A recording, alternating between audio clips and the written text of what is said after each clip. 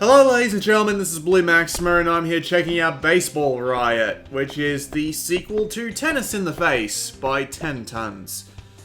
Just go have a quick look at the options menu. You can see how long I've been playing for, but you really don't need long with this game to get the hang of it, so I've got about half an hour put into it.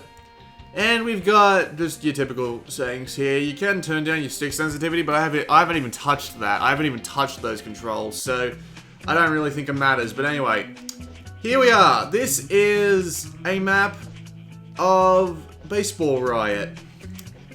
It looks exactly like Tennis in the Face, doesn't it? Because it basically is. What this game basically is it's a level pack for Tennis in the Face. So, here's the drill. You've got all these guys standing around. Some of them have special abilities like these umpires who can't be directly attacked from the front. And the idea is you basically just got to beat the shit out of them by throwing baseballs at them. Like that. If they hit the glass like that, like it just did, it'll usually just instantly die. A couple of things do that. It's kind of annoying. And the idea is you got to try and, with the balls you have on hand, you have to try and kill everybody that's in the area. Unfortunately, I couldn't do that, so we'll have to give it another shot. You've also got 3 stars around the battlefield. And in order to successfully move on to the next set of levels, you have to successfully get as many of these stars as you possibly can. Which is supremely annoying because the requirements for this seem to be completely bloody insane. Like, you need to get so many of these stars in order to move on. Like, in the third set of levels, like, if we just wait for the game to load, see all these stars that I've got here? That's the absolute minimum requirement of stars you need to move on to the next set of levels. So you need to get almost every level perfect, which is kind of annoying. Nevertheless, you need a specific amount of levels completed in order to move on to the next set. So we might as well just keep going here. I might go back to our earlier set of levels in order to just show them off. Unfortunately, these spiky blocks are very good at what they do because I end up hitting them a hell of a lot more often. In fact, this game feels a hell of a lot more harder than Tennis in the Face, at least from what I can remember, because I've had to spend so much time just replaying earlier levels in the attempt to get 3 stars that I just feel like the game is a hell of a lot harder than it actually is. It also feels a fair bit more random, purely due to the amount of just random bouncing that seems to go on. It really does feel surprisingly random at times. It's a bit strange. It would also be nice if that line extended beyond the first bounce, because it's kind of hard to tell where your ball's going to go after that first bounce, and, well, Peggle lets you see up to the second bounce, and there's a very good reason for that. But yeah, other than that, it is basically just a upgrade of Tennis. I didn't mean to do that. That was silly. It is basically just an upgrade to Tennis in the Face. That's not even an upgrade, honestly. I mean, like, there are a couple of new enemies, and, of course, every level that's included in this pack is brand new, but at the same time, it's just more Tennis in the Face. There's not much between it and this version of the game that's different. It's just new levels. Game runs fine, as you'd expect it to. It runs at a pretty smooth 60. And the controls mostly are fine, although I have found myself firing off balls accidentally trying to hit the retry button, so maybe they could have done to make the retry button a little bigger, but not that big of it. What the hell am I supposed to do here? Maybe they could have done to make the retry button just a little bit bigger, but it's not as big of a deal as I'm making out. Considering if you're going for the retry button, you've probably fucked it up anyway, but oh well, right? See, some of these levels are just kind of insane. Like, what the hell am I supposed to do here? Right, I'm gonna have to bounce it off this, aren't I? See, the ball bouncing in this game just feels really random, and considering how hard some of these levels are, it could have done to have to be a little bit more precise. Sure, if you throw it in the same place, it'll go the same way every single time, but it still manages to feel random and relatively chaotic, even after the Even before the first bounce, it can feel just a little bit weird, but... Oh well, right?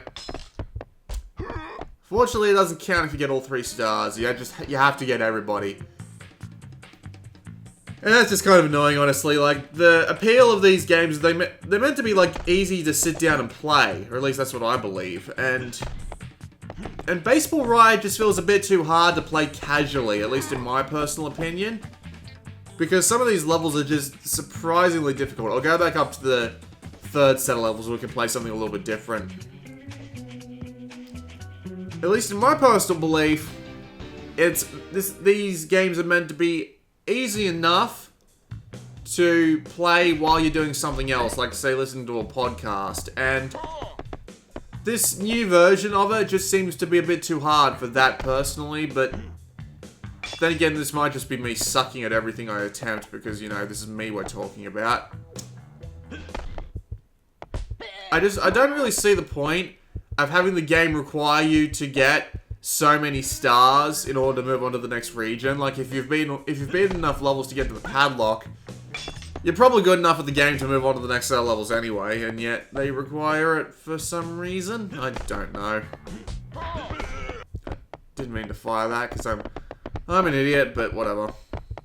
We'll move back to the map because I'm just going to spend way too long on these hard levels because so many of these levels are surprisingly hard. Like, I'm not just saying that. It really is quite difficult to get a decent success in this game. Sure, you can get extra balls by hitting more than 3 of these guys in one shot, but it's surprisingly difficult because of the way they set up some of the puzzles.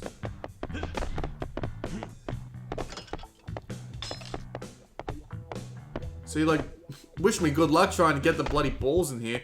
They've also introduced these, like, multi-ball things that they had in Tennis in the Face, but in the 2 levels that I've seen them in so far, they're basically bloody useless because they were always put, like, right next to an umpire who could just deflect all the balls without even trying, which is infuriating at best. Like, see, it's gone off, but it made, like, no difference to the actual puzzle, so... Yeah, it's surprisingly hard.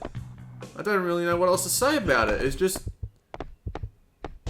really hard. And I say that as I've actually managed to successfully finish a level, but that's what happens, I guess.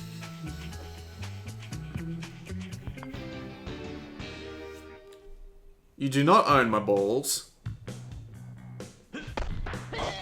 See, I really don't get the point of that multi-ball. It just smashes a couple of Glane passes. God, I need more sleep. But yeah, it's just... It feels a hell of a lot more random, it's a lot harder, and it's basically just Tennis in the Face all over again. If you're okay with these 3 things, Baseball Riot's probably good for you. But if you had enough with Tennis in the Face, you probably don't want to go picking this one up. I really miss how the original game was... I really miss how the original game was, like, more idle play friendly, and this game really isn't, which is... It's just a massive disappointment to me, honestly, because they're really good at playing games that are just, like, idle distractions, 10 tons. They are really good at that, like, Sparkle was pretty good at that. Then you had Crimson Land, which was a great version of, like, an idle distraction game. But now, unfortunately, Baseball Riot is just a little bit too hard for its own good, or at least that's what I personally think. You are more than welcome to think something different.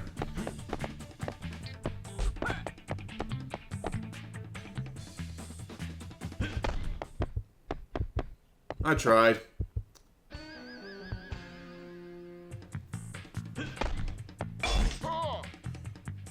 And there's your analog control for you, but it's not like it really matters. How did I manage to do that? Alright, we'll go back to the map and we'll try one more level and then we'll call this video off. It's almost 10 minutes, so... how about... Oh, we'll go back to this one, because why not?